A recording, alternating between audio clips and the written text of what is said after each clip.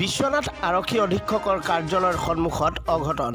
বিলাসী বাহনৰ ওপৰত পৰিল বৃহৎ গছ লোকেল নিউজ বিশ্বনাথত গছ পৰা লাইভ দৃশ্য প্ৰত্যক্ষ কৰক চাওক কিদৰে এই প্ৰকাণ্ড গছজোপা পৰিল লাইভ দৃশ্য চাওক হয় এইদৰে বিশ্বনাথৰ আৰক্ষী অধীক্ষকৰ কাৰ্যালয়ৰ সন্মুখত ঘটিল অঘটন বিলাসী বাহনৰ ওপৰত পৰিল এই বৃহৎ গছজোপা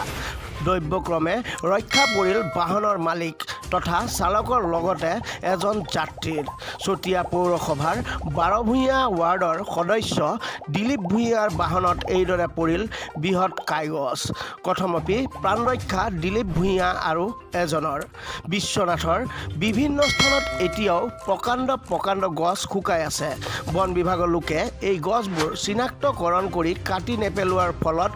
যিকোনো মুহূৰ্ততে পুনৰ ভয়াবহ দুৰ্ঘটনা সংঘটিত হোৱাৰ সম্ভাৱনা আছে যাৰ বাবে বিশ্বনাথ নগৰত আপ নেতা অপূৰ্ব বৰুৱাই বন বিভাগৰ বিৰুদ্ধে তীব্ৰ প্ৰতিক্ৰিয়া প্ৰকাশ কৰিছে চাওক আজি এটা ঘটনা দেখি অতিশয় দুখিত আমাৰ বন বিভাগৰ আমাৰ ইয়াৰ যোনজন ডিএফঅ আছে তেওঁ কৰিছে কি তেওঁ খালি শিলমহল বালিমহল এইবিলাক সিন্ডিকেটৰ কামবিলাক চলাই কি মুনাফা লুটিম বুলি ভাবিছে নেকি আমাৰ চাৰিআলি যোনটো হাইৱে 15 নং ৰাষ্ট্ৰীয় ঘাই পথত SP অফিচৰ ফ্ৰণ্টত গছ পৰি গছ গছনি বছ বাগৰি পৰি গাড়ী নষ্ট হোৱাৰ লগতে গাড়ীখন ভাঙি চুৰমাৰ হৈছে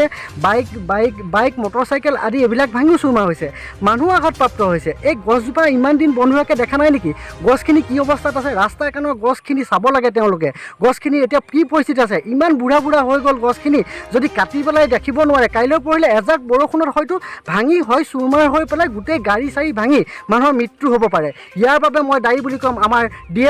ডিএফঅ চাওক অতি সোনকালে আমাৰ বিশ্বনাথ জিলাত য'ত গছ গছনি এনেকৈ ভাঙিবলগীয়া আছে নিৰীক্ষণ কৰক নহ'লে কিন্তু কথা বহুত বেয়া হ'ব